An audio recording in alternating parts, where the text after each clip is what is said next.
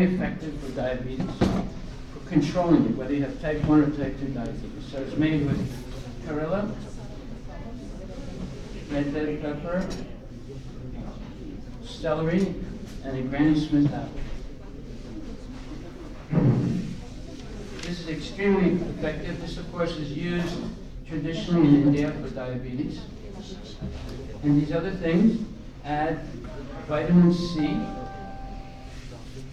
high fiber, and many minerals, and some pectin. All those high fiber, pectin, vitamin C, and of course perilla, which is bitter, is extremely effective for diabetes. And we're going to read about that now. First we'll make this, Watchman? Yeah. So this is an interesting book. It's called The Green Pharmacy by James Duke. And he explains the following. He says, more than 2,000 years ago, the ancients noticed that some people produced copious amounts of strangely sweet-tasting urine that attracted ants. Tasting urine was a diagnostic tool in many cultures, like India. So they noticed that certain people had sweet urine.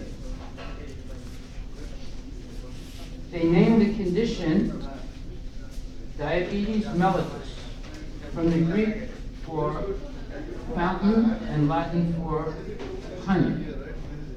So diabetes means a fountain and mellitus means honey.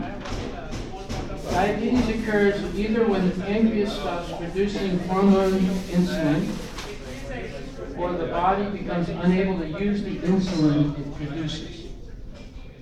Glucose, the body's major fuel. So we've explained many times that when you eat complex carbohydrates, you have to break them down to simple sugars. And the simple sugar that the body uses is glucose. And we explained before, when you go to a hospital and you're in the emergency room, you have different bottles hanging, and it goes into your veins. Well, one of those is glucose. That's what keeps you nourished. But your body breaks down these complex sugars into glucose, which feeds the cells and keeps you alive, keeps you energetic. The major fuel is glucose, but it cannot enter our cells unless insulin is present and working. Without insulin, glucose builds up in the bloodstream and eventually turns up in the urine, causing the sweet taste that the ancients noticed. The sugar imbalance also leads to increased urination and thirst. These are all symptoms of diabetes. Diabetes also causes narrowing of the small blood vessels throughout the body. Therefore, you have side effects of diabetes, such as many times in severe diabetes, people they lose a leg, they lose an arm, they lose a hand, or they go blind, etc. Because all the small capillaries and blood vessels dry up. Diabetes causes narrowing of the small blood vessels throughout the body. It seems that the higher the blood sugar level, the more the small blood vessels narrow. As this happens, the blood vessels carry less blood and circulation is impaired. So less blood means less energy reaching the cells. Less glucose coming to the cells. Less oxygen. And when there's less oxygen somewhere in the body, you get cancer. As this happens, the blood vessels carry less blood and circulation is impaired. Poor circulation in turn leads to the complication of poorly controlled diabetes, meaning kidney disease, poor wound healing, and foot and eye problems. Diabetic limb problems are the cause of about half of all United States amputations, not caused by injury. Diabetes also alters fat metabolism, increasing the risk that cholesterol latent plaque will build up in the large blood vessels. This means that people who have diabetes are at considerable risk for heart disease. Therefore, Dr. Agarwal noticed that one of the major causes of heart disease is diabetes. So there are two conditions of diabetes, diabetes 1 and diabetes 2. There are actually two kinds of diabetes, type 1, insulin dependent, and type 2, non-insulin dependent.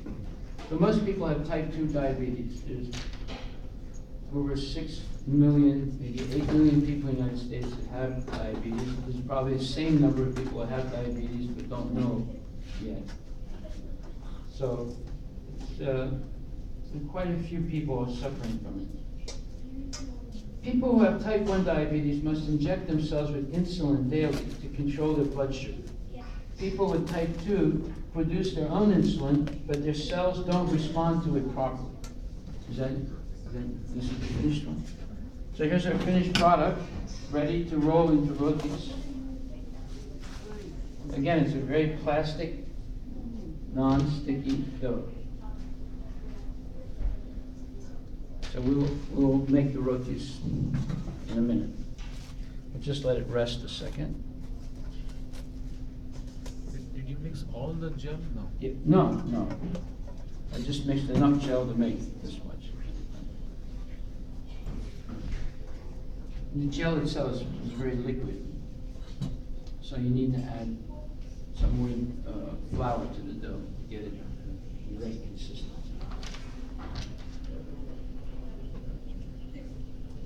Type 2 diabetes is by far the more prevalent form of diabetes, accounting for 85 to 90% of cases. It is typically associated with obesity, meaning being overweight. People with type 2 diabetes can usually control their blood sugar through weight loss and diet.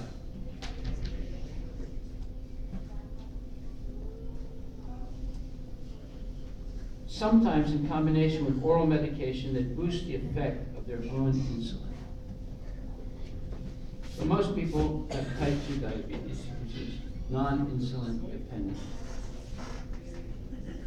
It is often possible with type 2 diabetes to avoid taking drugs, and I favor this approach whenever possible. My review of the literature tells me that dietary approaches are cheaper, more effective, and more pleasant than most of the pharmaceutical alternatives.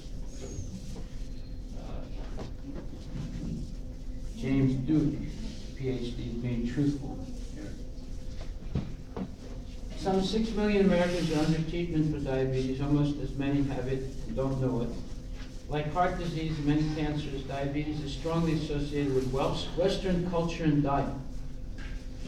Fast food, processed food, bad habits, going to sleep late, waking up late, eating junk food, and having unhealthy practices. All these things is part of the Western diet. As members of non-Western cultures, notably American Indians and Australian Aborigines, who switched from their traditional diets to more westernized diets, their rates of diabetes have soared. In other words, people who stayed to their traditional diet, like for example, we explained traditionally in South India, the main staple was not rice, it was millet in the villages. Millet is a whole grain, and it's cheap, and it's high protein. You can live just on eating millet.